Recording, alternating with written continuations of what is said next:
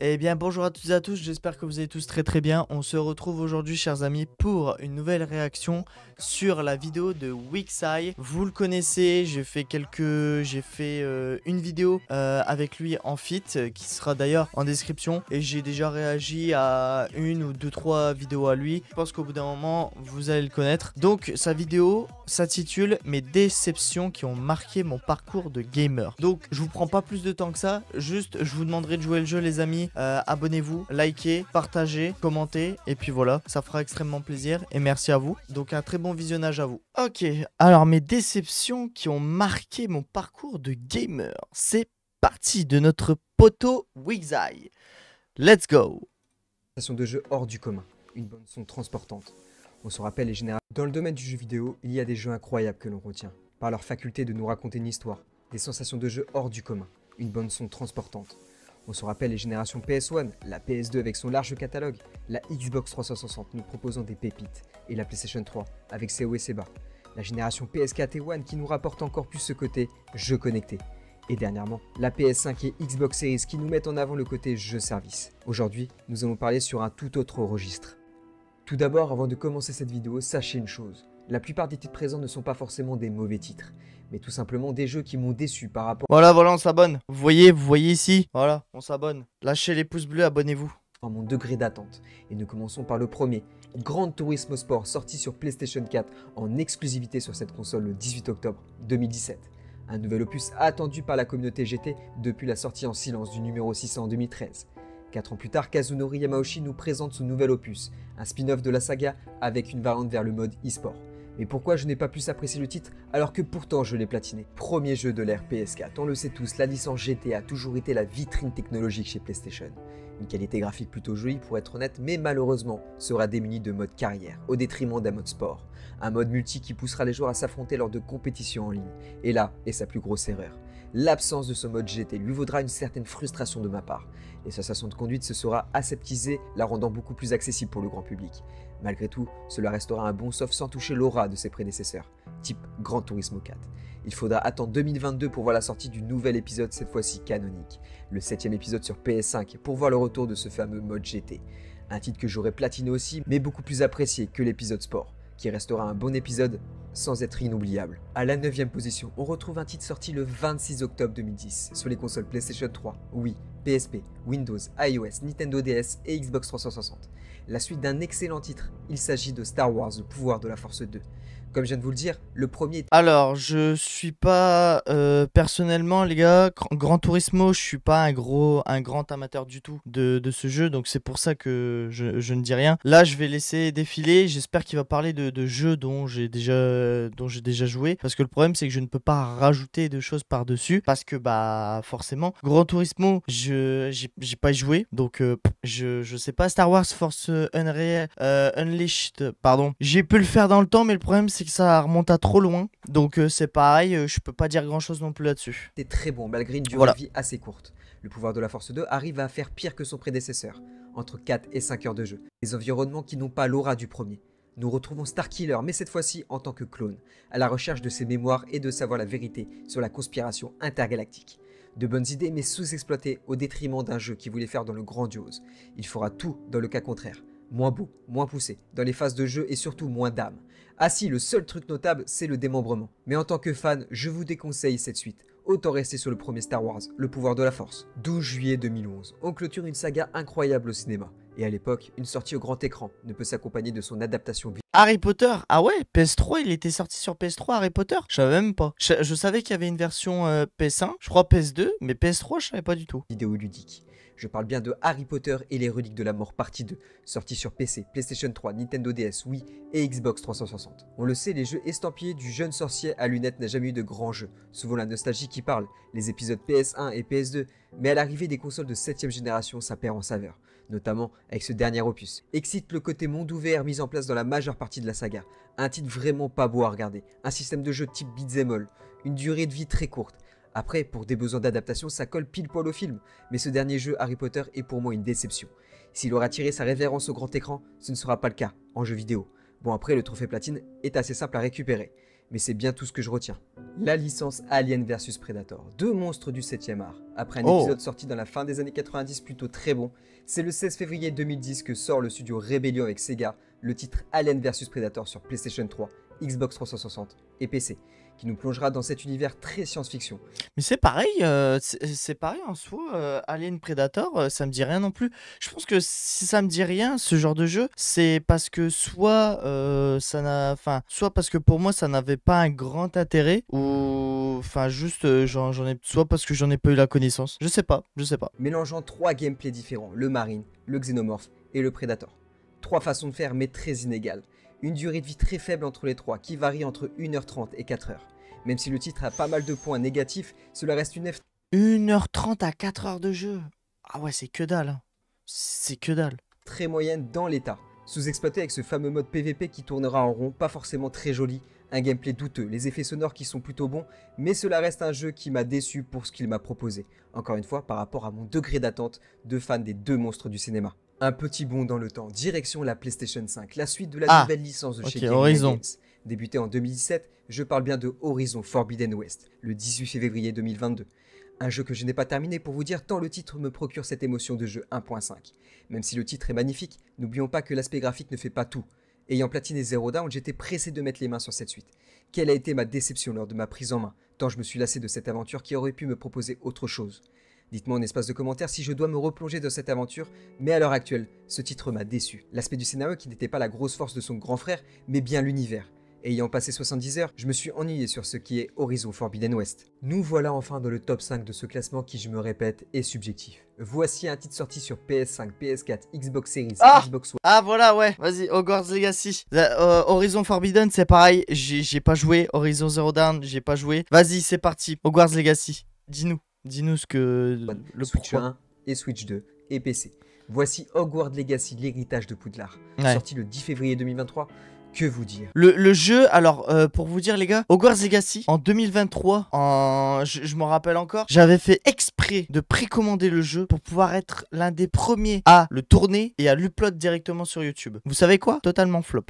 Je l'ai tourné en prums, je l'ai mis en prums et pourtant bah ça a totalement flop parce que j'ai pas fait de vue et en plus de ça derrière il y avait déjà des pélos qui avaient déjà eu en fait un early access 3 ou 4 jours avant. En fait je crois, je sais plus si j'avais pris l'early access, mais je crois que j'avais pas fait l'early access directement. Alors qu'il y en a, ils ont fait l'early access direct. Du coup, bah forcément, bah ils m'ont devancé. Et à ce jour, j'ai toujours pas fini. Voyant en lui de nombreux points positifs comme l'univers représenté des graphismes plutôt très jolis, mais voilà une des choses qui lui vaut sa place dans ce classement. Son scénario. Pololololo. Je n'ai jamais pu le finir tant les personnages ne m'ont procuré aucune émotion. L'antagoniste qui n'a ni le charisme et l'aura de Voldemort ou encore Grindelwald. Et ce n'est pas le fait de pouvoir découvrir Poudlard sous la meilleure manière qu'il soit à dos d'hippogriffe, sombral ou balai volant, tant les sensations de vitesse est proche de la 2 chevaux de Jackie. Un titre que j'aurais jamais terminé et pourtant étant fan des œuvres de J.K. Rowling, je préfère terminer les anciens titres de la saga que de terminer ce Hogwarts Legacy, qui m'a tout simplement déçu. Les premières heures, une certaine émotion de pouvoir parcourir la célèbre école en passant par Préolard, voir le stade de Quidditch, mais malheureusement la flamme s'est vite éteinte. Peut-être qu'un jour je me laisserai tenter de finir ce jeu de Avalanche Studio, mais en 2025. Mais il y a beaucoup de cas, il y a beaucoup de personnes comme Wixai qui ont abandonné l'idée en fait de continuer Hogwarts Legacy parce qu'en fait au départ le jeu a suscité une telle hype en 2023 franchement. Au départ je crois que quand je l'ai streamé très honnêtement sur Twitch il y avait une moyenne de viewers battant les je crois 500-600K de viewers pour les streamers qui streamaient forcément Hogwarts Legacy. Au bout de, peut-être au bout de 3 semaines, un mois, ça commençait on commençait déjà quasiment plus à regarder. 2-3 mois. Franchement, au bout de 2-3 mois, le jeu a quasiment été oublié. Donc, c'est pour ça que, étant donné que je l'ai commencé sur ma chaîne secondaire, d'ailleurs, chaîne secondaire en description, n'hésitez pas, hein, parce que là, il faut me donner des coups de pouce. J'en ai besoin, parce que pour cette chaîne, je fais pas grand-chose. Réaction, short, voilà, c'est pas grand-chose. Mais pour les let's play, c'est un peu plus, parce que du coup, je me consacre pendant facilement 1 heure à 1h30 de tournage pour derrière redécouper si jamais il y a des cuts à faire et tout. Bref, j'ai un peu plus de taf. Enfin, quoique, j'ai j'ai aussi du taf en réaction, mais bref. Mais du coup, voilà, passer sur ma chaîne secondaire, ça fera extrêmement plaisir et ça m'aidera à continuer les let's play. Donc, et dont Hogwarts Legacy, qu'il faut que je continue et que je finisse. Voilà. Mais du coup, comme je disais, en fait, au départ, il y a eu une très grosse hype de Hogwarts Legacy. Je pense qu'à mon avis, tous les fans vraiment de Harry Potter se sont dit Hogwarts Legacy. Genre, en fait, avec les trailers qu'il y a eu de Hogwarts Legacy, ça a suscité un tel engouement. Je peux pas prendre le cas de GTA 6 parce que, en fait, ça suscite un tel engouement GTA 6. Mais je pense, très honnêtement, que que GTA 6 ne va vraiment, mais vraiment pas flop. Je pense vraiment que quand GTA 6 va sortir, ça va être, je pense, l'un des jeux qui va révolutionner le gaming en termes de design et je pense en termes de gameplay. Ou si ça se trouve, malgré tout, il peut y avoir quelques petits flops. C'est largement possible. Mais bref, je m'égare parce que là, c'est Hogwarts Legacy le sujet. Du coup, donc comme je disais, du coup, Hogwarts Legacy, en fait, au départ, il y a vraiment eu on va dire vraiment une grosse hype autour de Hogwarts Legacy, mais qui n'a vraiment pas tenu. Ça a vraiment pas tenu la hype. Du coup, bah voilà, malheureusement, c'est triste. Malheureusement, je dirais que c'est triste pour le jeu, mais voilà. Toujours pas le courage de continuer cette aventure. J'aurais tellement aimé l'adorer. Mais la potion d'amour n'a pas fonctionné sur moi. Malheureusement, peut-être attendre le retour du professeur Slughorn. Où est Romilda? Qu'est-ce qu'il a, Wendy? Il a pris un puissant filtre d'amour. Ah bon, très bien. Retour dans le passé à cette 4e position pour retrouver un jeu développé par un studio Oh, attends! Ça me dit un truc, je crois, si je dis pas de conneries, Beyond Two Souls, il me semble. Ça me dit un truc, l'aspect est juste, je crois que c'est Jodie, il me semble que c'est Jodie, attends. Pensez, Quantic Dream pour le titre Beyond Two Souls sorti le 9 Voilà. octobre 2013. Ah non, qu'est-ce que... Ah non, putain, en vrai j'ai kiffé ça, je m'en rappelle, hein. C'était avec Ellen Page, je crois. Il me semble que c'est Ellen Page. Elliot Page. Oh putain! Vous voyez l'actrice du coup qui incarne normalement c'est enfin du coup je sais plus je crois que c'était Ellen Page il me semble. Eh bien j'ai regardé vite fait sur Google, c'est Elliot Page. En fait, enfin du coup en fait elle a décidé de devenir un gars. Ah ça je m'y attendais pas. Parce que je voulais savoir le blaze. Je voulais savoir je voulais me renseigner sur son blaze parce que ça me disait quelque chose. Mais waouh, ça fait bizarre du coup parce que j'ai vu Elliot Page et je me suis dit bah pourquoi Elliot Page c'est une femme? Pourquoi Elliot? Et j'ai regardé et en fait il a changé de sexe. Il est devenu un homme. Voilà. Donc il a fait une transition. Bref, donc du coup, ouais, j'avoue, ça m'a un peu perturbé. Mais bon, tout va bien. Du coup, ouais, donc qu'est-ce qu'il va me dire par rapport à la licence, là, Wixag? En exclusivité sur PlayStation 3. Le studio connu pour ses expériences hors du commun entre Fahrenheit et Heavy Rain qui reste encore à l'heure actuelle l'un des meilleurs titres de la PlayStation 3, nous présente Ellen Page. Oui, j'ai bien dit Ellen Page, avant qu'elle ne se transforme. Ah, mais voilà, putain, il va le dire. Ah, il a fait ses recherches avant. Il a fait ses recherches. Elliot Page. Ouais. Ah, voilà. Voyez? Regardez. Oui, j'ai bien dit Ellen Page, avant qu'elle ne se transforme en Elliot Page. Voilà. Donc, du coup, c'est... du coup, elle avant. Quand... Voilà, donc elle avant en femme. Et lui maintenant, en fait, en homme. Voilà. Il a changé. En compagnie de William Dafoe dans un titre où le paranormal sera de mise. Un titre que je n'ai pas du tout apprécié de par le côté surnaturel, Ah ouais malgré de plutôt bonnes prestations de la part de nos acteurs. Cela reste un titre que j'attendais, forcé de constater que le titre n'a même pas eu la chance que je le termine. Heureusement que le studio... Mais non! T'as pas terminé Beyond Two Souls, ce Wixai? Sérieux? En vrai, moi j'avais kiffé, hein. Je m'en rappelle que à l'époque, quand j'ai joué, franchement, j'avais kiffé. Et je pense très honnêtement aussi faire... Je sais pas si je vais faire un let's play dessus sur ma chaîne secondaire, mais en tout cas, je vais y rejouer, ça c'est sûr. Et faut que j'arrive à me caler, faut aussi que j'arrive à me caler pour vous proposer MHA, la suite de Naruto, et SNK aussi sur la chaîne secondaire. Voilà, mais Naruto c'est sans cours. Avec Detroit Become Human quelques années après. Ce n'est pas l'écriture que je critique, mais bien le côté paranormal. Voilà pourquoi Beyond Two Souls se retrouve à la 4ème place de ce classement de mes flops. D'accord. Nous entrons dans le top 3. Et malheureusement, pour des titres qui m'ont déçu. À la 3ème place, nous Destiny 2, bon bah c'est pareil, hein, Destiny 2, j'ai pas tellement joué. Je crois que j'ai joué à Destiny, mais pas Destiny 2, il me semble pas. retrouvons Bungie aux commandes de la suite de Destiny premier du nom. Je Ouais. parle bien du second épisode. Sorti le 6 septembre 2017 sur PlayStation 4 et Xbox One, une très grosse attente. Suite au DLC Le Roi des Corrompus et les Chevaliers de Fer, Destiny nous tisse du très lourd. Force est de constater que les premières heures de jeu, jusqu'au raid de Calus, l'expérience est vraiment bonne. Mais malheureusement, ce que je reproche à ce titre, c'est de ne pas avoir l'aura du premier en termes de grandeur. Les personnes qui ont commencé le jeu dès le début à charbonner les lumières verront que par la suite des sorties des nouveaux DLC, les nouveaux arrivants iront directement aux lumières escomptées. Comment remercier les anciens joueurs ? Je vous pose la question. Un titre qui m'a énormément déçu par la suite alors que le premier était le titre PS4 que j'ai le plus touché avec un total de plus de 700 heures de jeu. Destiny 2 est pour moi une grosse déception au niveau de sa politique qui facilite 700 heures de jeu, c'est pas mal. Voilà Hein. pourquoi je le place à cette 3e position. Second de ce classement, le studio BioWare qui nous a proposé l'une des sagas de space opéra les plus emblématiques, Mass Effect, nous propose lors de la Anthem, ça me dit quelque chose, hein. Mais je sais pas pourquoi. En fait, ouais, les flops, qu'il a présentés, c'est vraiment la plupart, en fait, à part Hogwarts Legacy Beyond Two Souls, que j'ai réellement joué. Enfin, réellement, Beyond Two Souls que j'ai fini à l'époque. Hogwarts Legacy que je suis encore en train de toucher dessus. Anthem, ça me dit rien. Franchement, Gran Turismo, ça me dit rien. Harry Potter, ça me dit rien non plus. Jedi, ça me dit rien non plus.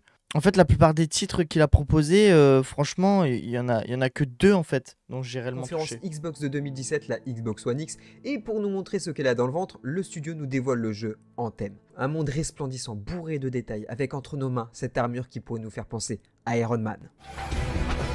C'est pas faux. Du coup, il a mis un petit extrait badass. Bah. Le titre sort le 22 février 2019 sur Xbox One, PS4 et PC. Et quelle désillusion lors de la découverte. Un système de jeu à la Destiny sur le fait de proposer du contenu sur du très long terme. Déjà, force est de constater que Anthem est né d'un certain bullshit ou downgrade. C'est pas ce qu'on avait vu, hein, dis-moi BioWare. Le titre tourne assez en rond, entre quêtes très peu inspirantes et intéressantes, les séquences de vol qui nous avaient été teasées n'ont pas l'effet de vitesse escompté. Le bestiaire peut être assez intéressant, le jeu met en place ce qui était en vogue, un jeu coopératif avec un système de niveau de nos armures. Différents modèles seront proposés, mais la lassitude s'installe avec des environnements dans la réédite. Entre la majeure partie des youtubeurs du milieu gaming, notamment Conquerax le dit lui-même dans sa vidéo, et que le studio a annoncé la fermeture des serveurs courant 2026. Un jeu que j'avais acheté Day One et que j'ai délaissé très rapidement, ce qui fait de ce Anthem le 2e titre de cette liste de mes flops dans le jeu vidéo. Nous voilà au numéro 1. Comme je vous ai dit, cette liste n'est pas là pour dire que ces jeux sont mauvais, mais plus d'un Ah, attends, ça me dit un truc. avis de la déception. Watch Dogs. Première place, nous Je m'en retrouvons doutais. l'une des pires périodes Et lui, j'avoue, j'ai pas accroché. Je sais pas pourquoi, mais lui, j'avoue, j'ai pas accroché. J'y avais joué à l'époque. Putain, j'ai pas du tout accroché, frère. Enfin, tu sais, le côté piratage et tout, au départ, je kiffais, mais... Enfin, je sais pas, sans plus, en vrai, sans plus. d'Ubisoft, le début des années 2010, est marqué par d'énormes downgrades et le plus connu est bien entendu le cas de Watch Dogs, présenté lors de l'E3 2012 comme un jeu qui allait révolutionner le genre, des graphismes éblouissants, une météo criante de vérité, un système de hacking hyper poussé. Mais cette poudre aux yeux allait se montrer aux yeux du monde entier lors de sa sortie en 2014.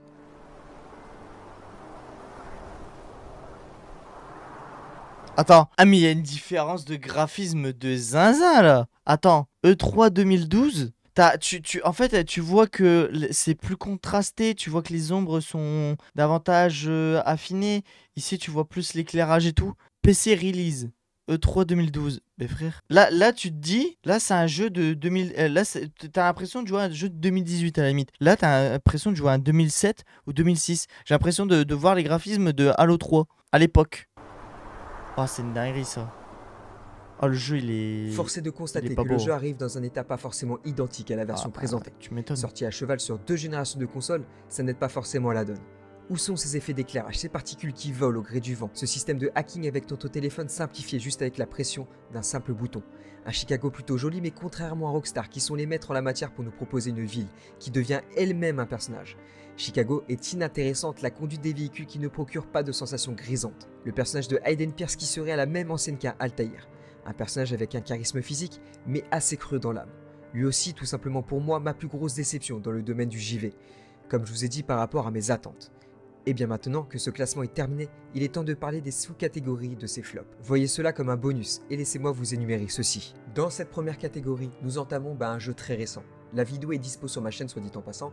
Le cas... Ah ouais, Mindset. Et j'avais regardé un petit peu, j'avais regardé sa vidéo, je sais plus si j'ai regardé au complet, bref. Il avait dit que c'était un jeu pas ouf, mais qu'il aimait bien y On jouer. le savait, mais moi je l'attendais. Eh bien c'est Mandice, sorti le 10 juin 2025.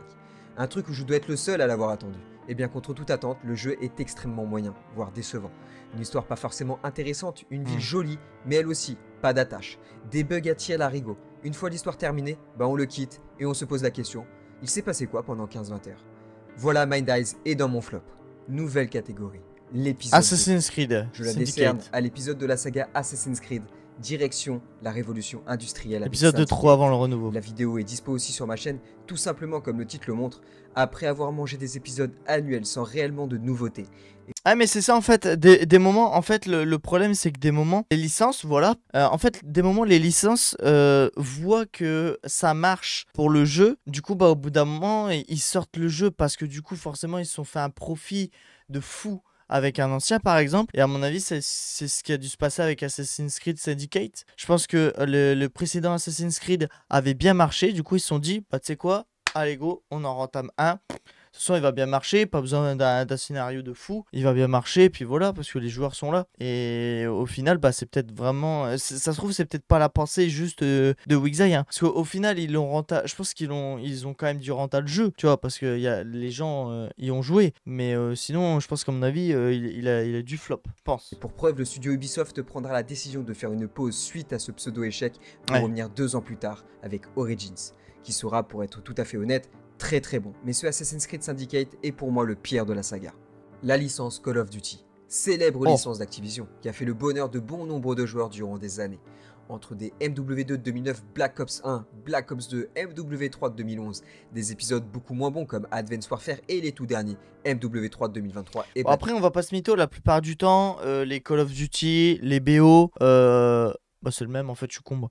Mais la plupart du temps, les Call of, la plupart du temps, bon, on va pas se mytho. Franchement, dites-moi en commentaire. Non, très honnêtement, dites-moi en commentaire. Est-ce que vous avez déjà joué à un Call of Duty, on va dire, pour vraiment prendre le jeu pour l'histoire? Parce que la plupart du temps, tu prends un BO ou alors t'achètes ou t'essayes de voir pour l'avoir. Xbox Game Pass par exemple, généralement c'est pour le multi. Tu te casses pas la nénette pour faire l'histoire. Généralement c'est pour le multi que tu vois pour prendre ce Call of. En tout cas les personnes que je connaisse, très peu ont fait de l'histoire. La plupart du temps c'était du multi qu'ils faisaient. Donc dites-moi en commentaire, ça m'intrigue. Black Ops 6.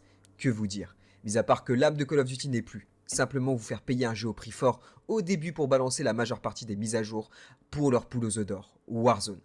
Activision, ne voyez-vous pas que votre licence est grignotée jusqu'à la moelle? Des choix afin de ramener plus de joueurs comme le SBMM qui est pratiquement l'idée qui détruira et qui détruit tout ce que les fans ont aimé de cette célèbre licence. Je suis désolé de vous le dire, mais Call of Duty est tout simplement plus que l'ombre de lui-même. Et je parle même pas de la communauté cancer qui est dessus. Et voilà, vous avez enfin mon classement de mes flops personnels. N'oubliez pas, c'est un classement tout simplement subjectif. Tout à fait, c'est juste son classement à lui, c'est pour lui les flops qui ont été... c'est vrai que ce serait pas con ça en fait. Hein. Tu vois, il m'a donné une idée. Ce serait pas con que je fasse aussi moi-même les déceptions en termes de jeux vidéo que j'ai pu avoir. Peut-être pas un top 10, mais un top 5, parce que j'ai pas non plus beaucoup de déceptions au niveau des jeux vidéo, mais un petit top 5, pardon, ça pourrait être, j'avoue que ça pourrait peut-être être intéressant. Voilà. J'espère que cette vidéo vous aura plu, n'hésitez pas à me le dire dans l'espace des commentaires. Si vous avez aimé cette vidéo, n'oubliez pas de lâcher le pouce bleu. Je vous retrouve la semaine prochaine pour une nouvelle vidéo. Portez-vous bien, ciao ciao.